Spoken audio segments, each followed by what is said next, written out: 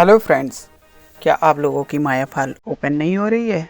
मैं इस वीडियो में आप लोगों को बताने जा रहा हूँ कि किस तरीके से हम माया फाइल को ओपन करेंगे जो आपकी माया फाइल बनी हुई है और उसका साइज़ भी शो कर रहा है। बट हम जब माया फाइल ओपन कर रहे हैं तो हमारे सीन में कोई भी ऑब्जेक्ट नहीं आ रहा है, तो मैं उसको किस तरीके से इंपोर्ट करेंगे मैं इस वीडियो में बताऊँगा।